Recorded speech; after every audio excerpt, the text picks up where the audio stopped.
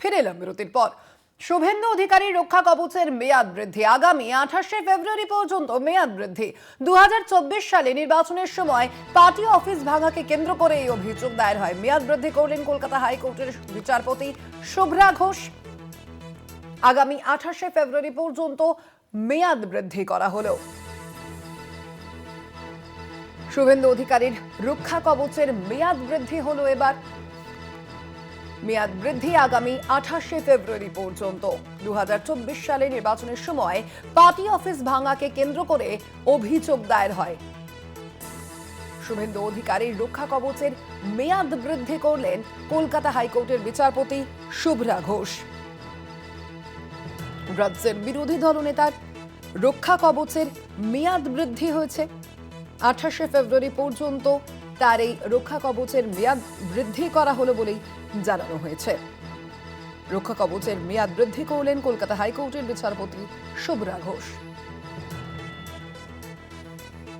2024 সালে নির্বাচনের সময় কোলাঘাটে পার্টি অফিস ভাঙার ঘটনাকে কেন্দ্র করে শুভেন্দু অধিকারীর বিরুদ্ধে অভিযোগ দায়ের হয়। তার প্রেক্ষিতেই রক্ষা কবচ পেয়েছিলেন শুভেন্দু অধিকারী। সেই রক্ষা কবচের মেয়াদ বৃদ্ধি করলেন কলকাতা হাইকোর্টের বিচারপতি শুভ্রা ঘোষ। আগামী 28শে ফেব্রুয়ারি পর্যন্ত এই মেয়াদ বৃদ্ধি করা হলো।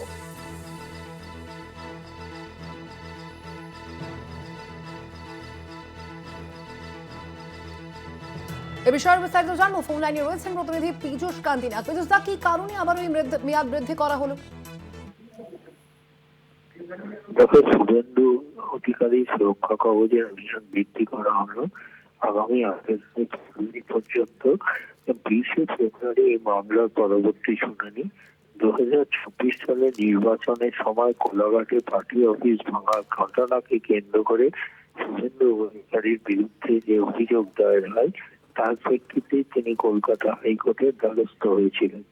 গ্রেপ্তারি এড়াতে দ্বারস্থ হওয়ায় কলকাতা হাইকোর্ট তাকে রক্ষা কবচ দিয়েছিল। সেই রক্ষা কবচের মেয়াদ শেষ হয়ে যাওয়ার পর তিনি ফের আবেদন জানায়, যার প্রেক্ষিতে বিচারপতি শুভ্রা ঘোষ তার রক্ষা কবচের মেয়াদ বৃদ্ধি করল। ধন্যবাদ পীযূষ দা। 28শে ফেব্রুয়ারি পর্যন্ত শুভেন্দু অধিকারীর রক্ষা কবচের মেয়াদ বৃদ্ধি।